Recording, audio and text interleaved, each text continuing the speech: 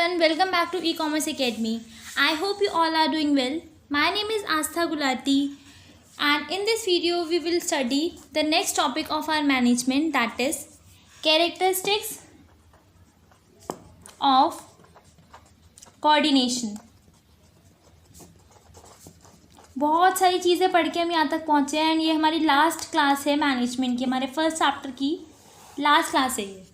तो पहले वाली सारी वीडियोस एक बार देख लेना, तभी आपको आगे वाली चीज़ों में क्लैरिटी आएगी, क्योंकि इसमें जो हम बहुत सारी बातें करते हैं आगे वाली क्लासेस में वो पिछली क्लासेस से रिलेट करती है, और अगर आप पिछली क्लासेस देख के नहीं आओगे तो आपको आगे वाला कुछ समझ में ही नहीं आएगा। तो हम स्टार्ट करते हैं कोऑर्डिनेशन से। इससे पहले वाली क्लास में हमने देखा था कि कोऑर्डिनेशन क्या होता है। कोऑर्डिनेशन एक फंक्शन होता है मैनेजमेंट का जो बाकी सारे फंक्शंस को बाइंड करके रखता है। ये सब चीज़ें हम पढ़ के आए हैं। अब इस क्लास में हम देख रहे हैं कि कोऑर्डिनेशन की क्या कैरेक्टरिस्टिक्स होती है। तो कोऑर्डिनेशन की 6 कैरेक्टरिस्टिक्स होती हैं। सबसे पहली, कोऑर्डिनेशन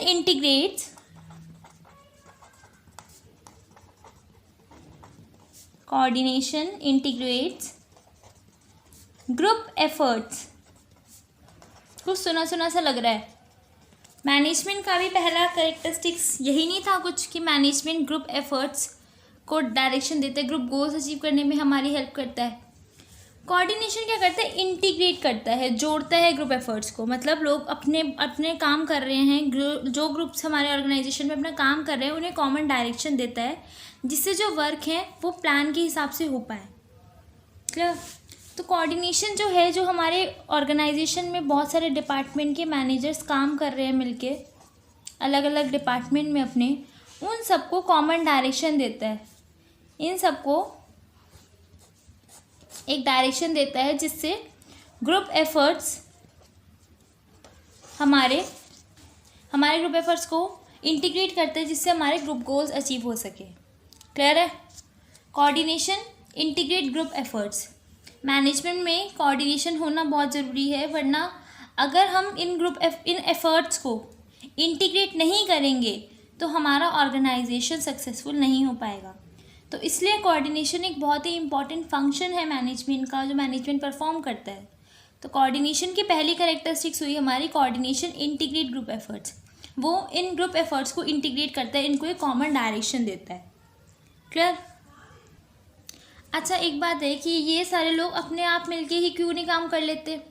मैनेजमेंट को कोऑर्डिनेशन करने की क्या ज़रूरत है? देखो, ऑर्गेनाइजेशन में ये सब लोग अपने अपने डिफरेंट, इनके सबका काम करने का तरीका है, अलग अलग पर्सनालिटी, अपने अपने गोल्स हैं, अपने इंडिविजुअल सबके अपने अलग अलग गोल्स होते हैं, अलग अलग बैकग्राउंड से आते हैं, इनका स्टाइल जो होता है काम करने का बिल्कुल अलग होता है। तो इसलिए जो अलग अलग डिपार्टमेंट के लोग हैं, इन सबको कॉमन डायरेक्शन देने के लिए हमारी हेल्प करता है कोऑर्डिनेशन। अब नेक्स्ट कैरेक्टरिस्टिक्स पे आते हैं जो आपको फर्स्ट जैसी लगेगी, that is coordination ensures unity of action. इसका मतलब क्या हुआ? इसको मतलब ऑलमोस्ट सेम ही है, मैं इसको एक एग्जांपल दे के समझाती हूँ। तो एक हमारा परचेज डिपार्टमेंट है, एक हमारा प्रोडक्शन डिपार्टमेंट है और एक हमारा सेल्स डिपार्टमेंट है। प्रोडक्शन डिपार्टमेंट को कितना प्रोडक्शन करना है वो कौन बताएगा? वो सेल्स डिपार्टमेंट बताएगा। सेल्स डिपार्टमेंट बताएगा कि इस साल हमारा इतना टारगेट है सेल करने का, इतना टारगेट है, तो उस हिसाब से प्रोडक्शन डिपार्टमेंट अपना प्रोडक्शन करेगा। प्रोडक्शन डिपार्टमेंट को जो रॉ मटेरियल चाहिए वो कौन देता है? वो इसको देता है परचेज डिपार्टमेंट। तो इसको परचेज डिपार्टमेंट को क्या परचेज करना है, कितना परचेज करना है, उसको किसकी हेल्प लेनी पड़ेगी? प्रोडक्शन डिपार्टमेंट की। प्रोडक्शन डिपार्टमेंट को किसकी हेल्प लेनी पड़ेगी? सेल्स डिपार्टमेंट की। तो इन सब के एक्शंस में अलग अलग जो हमारे डिपार्टमेंट्स हैं, डिफरेंट डिविजन्स हैं, उनको इनके एक्शन को में यूनिटी इंश्योर करने का काम, यूनिटी इनको कौन देता है? कोऑर्डिनेशन। तो हमारे नेक्स्ट कैरेक्टरिस्टिक है कोऑर्डिनेशन की, coordination ensures unity of action. अलग अलग जो हमारे डिपार्टमेंट है उनके जो भी एक्शंस हैं उनको यूनिटी देने का काम करता है coordination. Third is coordination is a continuous process. Management is a continuous process as well as coordination is a continuous process. Coordination भी नेवर एंडिंग प्रोसेस है। ये प्लानिंग से स्टार्ट होता है, जहाँ से प्लानिंग स्टार्ट हुई, planning, organising, staffing, directing, controlling, इन सब के साथ एक कॉमन फंक्शन है जो कंटिन्यूसली परफॉर्म करता है हर एक फंक्शन के साथ, that is coordination. Coordination never ending process है। ये स्टार्ट करता है with the function of planning and continues till controlling. Clear? ये एक ऑनगोइंग प्रोसेस है जो हमारे ऑर्गेनाइजेशन के एफिशिएंट फंक्शनिंग के लिए बहुत रिक्वायर्ड है, जिसकी ज़रूरत है। तो कोऑर्डिनेशन एक कंटिन्यूस प्रोसेस है। Next is coordination is pervasive function. ये भी कुछ सुना सुना सा वर्ड है। परवेजिव हमने मैनेजमेंट में देखा था। परवेजिव का मतलब क्या होता है? परवेजिव मतलब हर तरीके के ऑर्गेनाइजेशन पे एप्लीकेबल होता है, whether it is in UK, USA, चाहे वो ऑर्गेनाइजेशन छोटा हो या बड़ा हो, चाहे वो मैन्युफैक्चरिंग ऑर्गेनाइजेशन हो, चाहे फिर वो सर्विस ऑर्गेनाइजेशन हो। तो कोऑर्डिनेशन परवेजिव फंक्शन कैसे है? ऑर्गेनाइजेशन की जितनी भी एक्टिविटीज़ होती हैं, सारी एक्टिविटीज़ इंटर रिलेटेड होती है, इंटरडिपेंडेंट होती है, एक दूसरे पे डिपेंडेंट होती है। तो कोऑर्डिनेशन हमारे हर एक लेवल पे, चाहे वो टॉप लेवल हो, चाहे वो मिडल लेवल हो, चाहे वो सुपरवाइजर लेवल हो, हर एक लेवल पे हमें कोऑर्डिनेशन चाहिए। हर एक डिपार्टमेंट में हमें कोऑर्डिनेशन चाहिए। जितने भी हमारे ऑर्गेनाइजेशन के अलग अलग डिपार्टमेंट्स डिवाइडेड हैं, सब में हमें कोऑर्डिनेशन चाहिए। जैसे कि हमने ऊपर भी एग्जांपल लिया था, परचेज डिपार्टमेंट को कितना परचेज करना है वो प्रोडक्शन डिपार्टमेंट बताएगा, प्रोडक्शन डिपार्टमेंट को कितना प्रोड्यूस करना है वो उसको सेल्स डिपार्टमेंट बताएगा। तो इसलिए हमारे ऑर्गेनाइजेशन के गोल्स को अचीव करने के लिए कोऑर्डिनेशन बहुत इंपॉर्टेंट है, और कोऑर्डिनेशन हमेशा एप्लीकेबल रहता है हर एक लेवल पे, हर एक डिपार्टमेंट पे। जो एक्टिविटीज़ हमारे ऑर्गेनाइजेशन में हो रही है उनको स्मूथली परफॉर्म करने के लिए कोऑर्डिनेशन की ज़रूरत होती है। नेक्स्ट हम अपना कोऑर्डिनेशन का नेक्स्ट कैरेक्टरिस्टिक देखते हैं, that is coordination is the responsibility of all managers. क्या कहेंगे हम?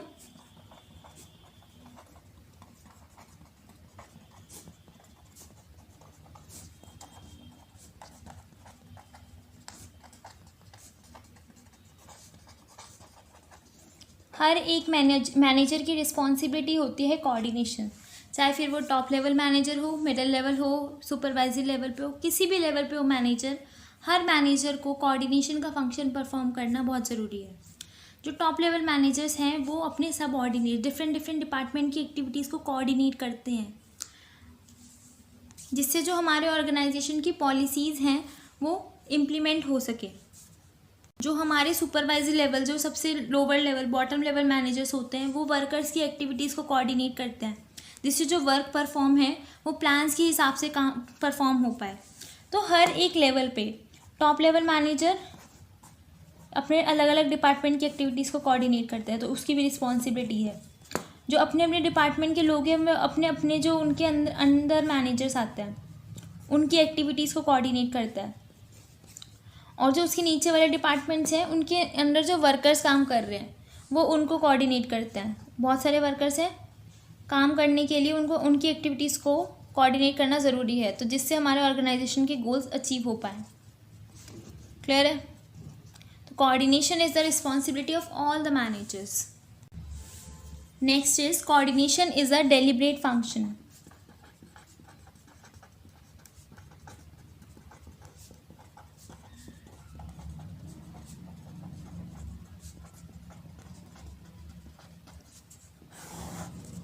इसमें क्या कहेंगे, एक मैनेजर को जो भी हमारे ऑर्गेनाइजेशन में लोग काम कर रहे हैं उनके एफर्ट्स को कोऑर्डिनेट करना पड़ता है, उनको उनके गोल्स को अचीव करने के लिए और हमारे ऑर्गेनाइजेशन के गोल्स को अचीव करने के लिए। कोऑर्डिनेशन क्या करते हैं, कॉमन डायरेक्शन देता है एम्प्लॉयज़ के एफर्ट्स को जो कि ऑर्गेनाइजेशन के लिए काम करते हैं। तो दैट्स वाई हम कह सकते हैं कि कोऑर्डिनेशन एक डेलिब्रेट फंक्शन है। जो भी हमने ये कैरेक्टरिस्टिक पढ़ी उससे हमें ये पता चल गया कि कोऑर्डिनेशन कोई मैनेजमेंट का अलग से सेपरेट फंक्शन नहीं है, बल्कि ये तो एसेंस ऑफ मैनेजमेंट है। ये हर एक लेवल पे चाहिए, हर एक डिपार्टमेंट पे चाहिए, और हर एक मैनेजरियल फंक्शन जो भी परफॉर्म कर रहा है उसमें कोऑर्डिनेशन का होना ज़रूरी है।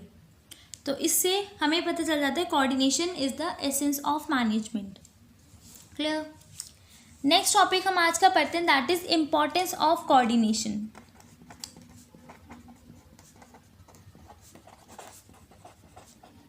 कोऑर्डिनेशन की इम्पोर्टेंस देखते हैं। सबसे पहले जो इम्पोर्टेंस होती है कोऑर्डिनेशन की, that is growth in size. इसको सिर्फ आप ध्यान से सुनो, मैं इसमें कुछ लिखना नहीं चाहती। देखो, जो कोऑर्डिनेशन की ज़रूरत है वो कब होती है, जब ऑर्गेनाइजेशन का जो साइज़ है वो बढ़ता है। ऑर्गेनाइजेशन का साइज़ बढ़ना, ऑर्गेनाइजेशन के ग्रो करने का मतलब क्या, जब ऑर्गेनाइजेशन में जो एम्प्लॉयज़ हैं वो एम्प्लॉयज़ बढ़ जाते हैं, नंबर ऑफ़ एम्प्लॉयज़ और आ जाते हैं और बहुत ज़्यादा लेवल पे हमारे एम्प्लॉयज़ काम कर रहे हैं। अब जो हमारे ऑर्गेनाइजेशन में एम्प्लॉयज़ काम कर रहे हैं उनकी अलग अलग वैल्यूज़ हैं, डिफरेंट एक्सपीरियंसेस हैं, अलग अलग ऑब्जेक्टिव्स हैं हमारे ऑर्गेनाइजेशन का पार्ट बनने के लिए। वो अपनी पर्सनल नीड्स को सेटिस्फाई करने के लिए ऑर्गेनाइजेशन के साथ जुड़े हैं। तो उन सब की नीड्स को, उन सब लोगों की जो एफर्ट्स हैं उसमें हार्मनी, उसमें एक कॉमन डायरेक्शन देने के लिए, उनमें हार्मनी बनाने के लिए मैनेजमेंट को क्या करना पड़ता है, पर्सनल गोल्स को ऑर्गेनाइजेशन गोल के साथ कोऑर्डिनेट करना पड़ता है। ये हमने पहले भी देखा था। मतलब ऑर्गेनाइजेशन के साथ जो एम्प्लॉयज़ जुड़ते हैं उन सब के अपने अलग अलग अपने ऑब्जेक्टिव्स होते हैं, जुड़ने का अपना अलग रीज़न होता है। उनको अपनी सैलरी चाहिए। ऑर्गेनाइजेशन को क्या चाहिए, ऑर्गेनाइजेशन को चाहिए कि मेरे अपने गोल्स अचीव हो सके, उसे बाद में मल्टीनेशनल कंपनी बनना है, ऑर्गेनाइजेशन को और प्रॉफिट अचीव करना है और सेल्स करनी है। ऑर्गेनाइजेशन के अपने ऑब्जेक्टिव्स हैं, एम्प्लॉयज़ के अपने ऑब्जेक्टिव्स हैं। तो उन सब के मतलब दोनों के ऑब्जेक्टिव्स को कोऑर्डिनेट करने के लिए मैनेजमेंट काम करता है। तो पहला जो हमारी इंपॉर्टेंस आती है ग्रोथ इन साइज। जब हमारा ऑर्गेनाइजेशन में एम्प्लॉयज़ बढ़ जाते हैं तो उस टाइम पे कोऑर्डिनेशन हमारा काम आता है। तो that's why coordination helps when there is a growth in the size of the organisation. Second is functional differentiation.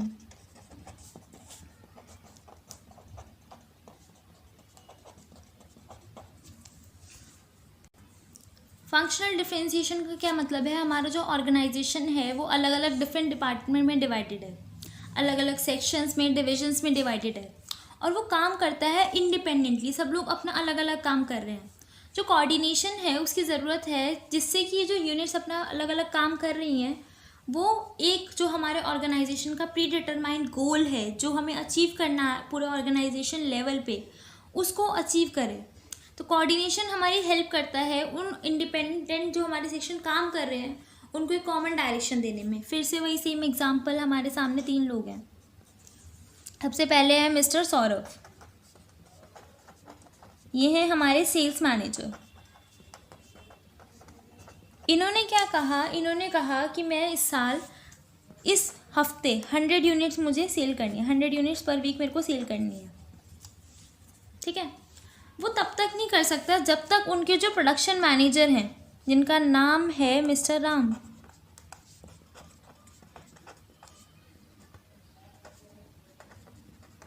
वो तब तक नहीं कर सकता जब तक वो इसे 100 यूनिट्स प्रोड्यूस करके नहीं देंगे। तब तक मिस्टर सौरभ अपनी 100 यूनिट्स पर वीक सेल कर ही नहीं सकते।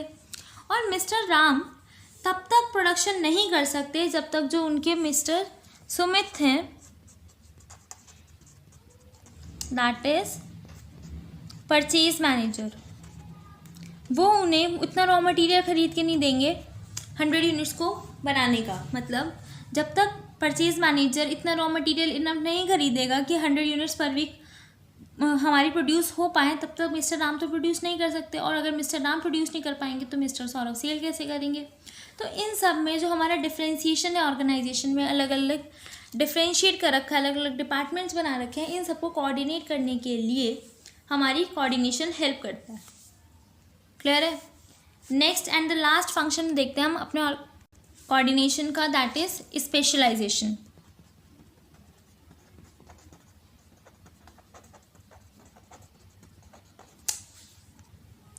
अब स्पेशलाइजेशन का क्या मतलब है, देखो आजकल के ऑर्गेनाइजेशन में टेक्नोलॉजी इतनी ग्रो करती जा रही है कि ऑर्गेनाइजेशन को स्पेशलाइजेशन करना पड़ रहा है।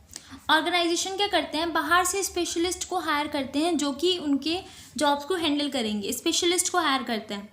तो जो स्पेशलिस्ट अपना काम करते हैं वो तो डिपार्टमेंट हेड से पूछते ही नहीं है, डिपार्टमेंट हेड से कंसल्ट करते ही नहीं है।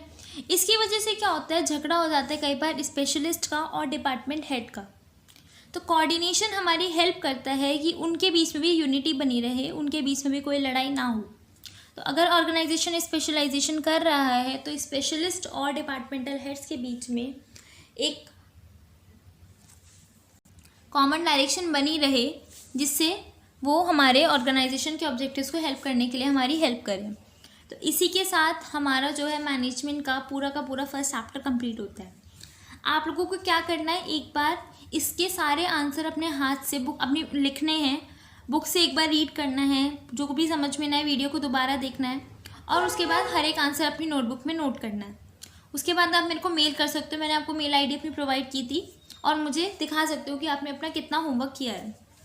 उसके बाद हम स्टार्ट करेंगे अपना नेक्स्ट चैप्टर।